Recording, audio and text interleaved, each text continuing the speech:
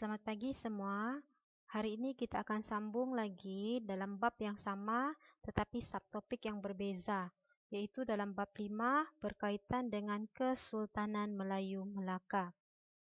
Minggu lalu, kamu sudah belajar berkaitan dalam subtopik ataupun subtajuk 5.1 berkaitan dengan pengasasan Kesultanan Melayu Melaka yang merujuk kepada siapa pengasas kepada Kesultanan Melayu Melaka, yaitu para miswara. Dan juga kamu belajar kenapa para miswara dia memilih Melaka sebagai lokasi untuk membina sebuah kerajaan di sana.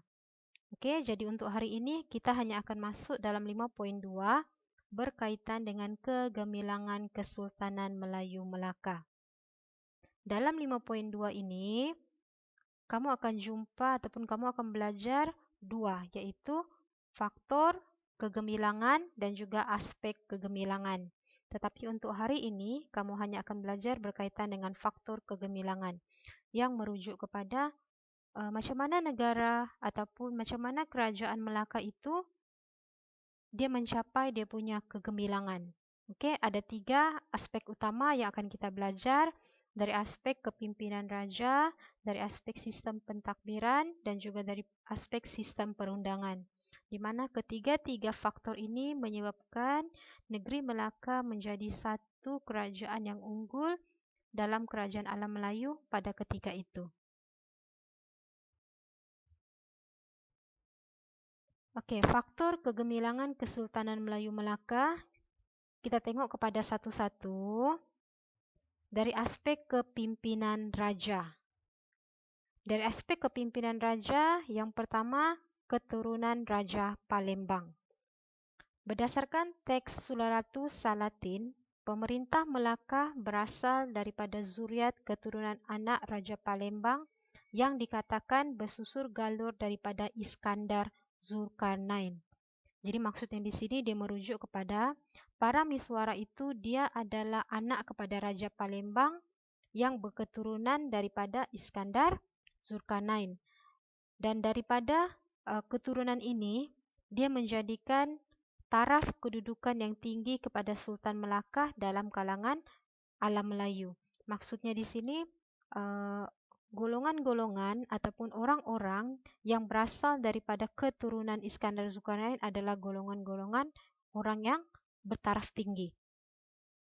Yang kedua, peranan raja yang unggul. Sebab sebelum ini kamu sudah belajar apa peranan raja ataupun apa peranan sultan. Okey, sultan itu sebagai ketua dalam sesebuah sistem pemerintahan ataupun pentakbiran. Jadi dalam kerajaan Melayu Melaka, antara peranan raja, dia adalah menjadi simbol perpaduan dan juga kemakmuran. Yang kedua, merupakan ketua angkatan tentera. Yang ketiga, mengetuai hubungan diplomatik. Yang keempat, menyelaraskan kegiatan ekonomi. Yang kelima, menjadi ketua agama Islam. Dan yang keenam, menegakkan keadilan. Dan sebenarnya peranan raja, keenam-enam peranan raja ini sampai sekarang pun peranan ini masih menjadi pegangan kepada raja di setiap negeri dan juga raja ataupun yang di Pertuan Agung negara kita. Kita tengok yang ketiga. Kepimpinan raja dikaitkan dengan konsep daulat dan derhaka serta pelbagai institusi perajaan seperti adat istiadat dan alat kebesaran diraja. Apa itu daulat?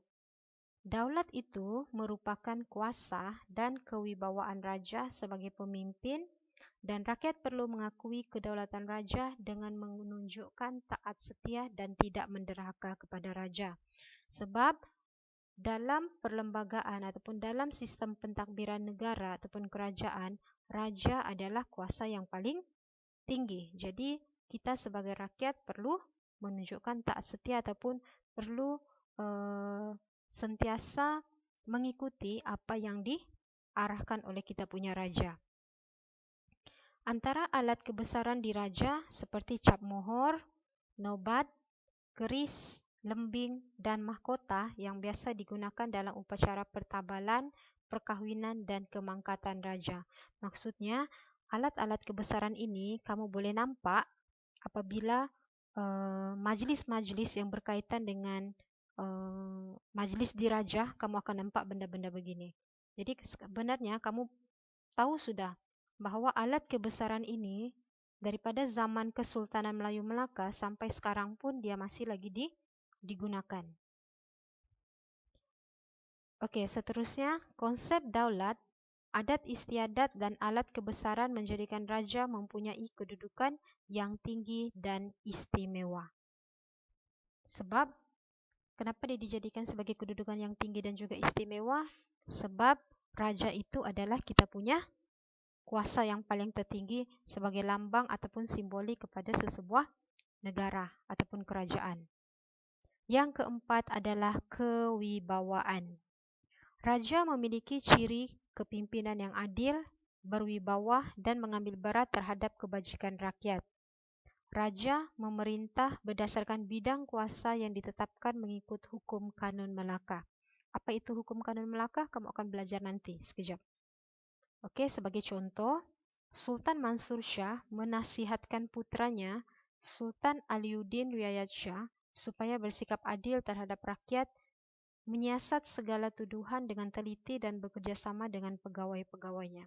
Maksudnya di sini, kepimpinan raja di sini dia merujuk kepada ada 4 perkara lah. Dari segi keturunan Raja Palembang, peranan raja yang unggul, daulat dan alat kebesaran, dan seseorang raja itu perlulah berwibawa, perlulah bersikap adil dan sentiasa bekerja sama bersama dia punya rakyat untuk menjamin kesejahteraan dan juga menjamin kerajaan itu sentiasa, rakyat dia sentiasa bersatu padu. Oke, ini adalah contoh alat kebesaran diraja yang digunakan dahulu sehingga ke hari ini. Ini cop mohor. Oke, ini adalah nobat diraja. Nobat diraja ini contohnya apabila berlakunya perkahwinan, apabila berlakunya kematian ataupun majlis-majlis diraja, mereka akan menggunakan ini dalam majlis-majlis tersebut. Oke, ini adalah tombak berambu. Dan ini adalah pending diraja yang biasa digunakan oleh kita punya yang di Pertuan Agong ataupun raja-raja Melayu.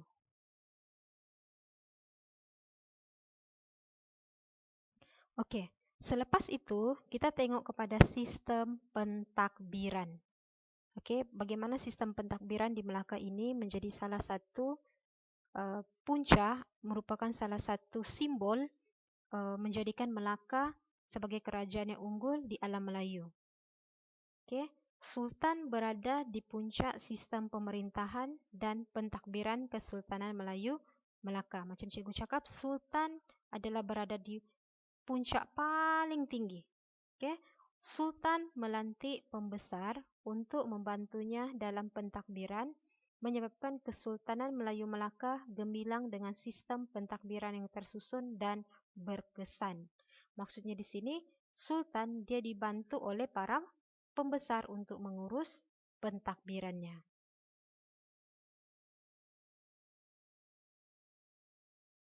Oke, sistem pentakbiran terbahagi kepada 2. Di sini cikgu bahagikan kepada 2, yaitu sistem pembesar 4 lipatan dan juga apa tugas-tugas pembesar. Oke, kita tengok kepada sistem pembesar 4 lipatan. Sistem pembesar 4 lipatan dia bermaksud pada setiap peringkat pentakbiran terdapat pembesar yang dilantik oleh pemerintah bagi membantu melicinkan pentakbiran. Dalam sistem ini, terajuk utama dia adalah Sultan. Maksudnya, dalam hierarki ataupun dalam susunan sistem pentakbiran, Sultan berada paling atas. Okey, kemudian dia dibantu oleh golongan pembesar berempat. Golongan pembesar ber-8, golongan pembesar 16 dan golongan pembesar 32. Okey, dan pembesar-pembesar ini merupakan pentadbir kerajaan pada peringkat pusat, jajahan, daerah, mukim dan juga kampung. Maksudnya di sini, Sultan itu berada di atas, tetapi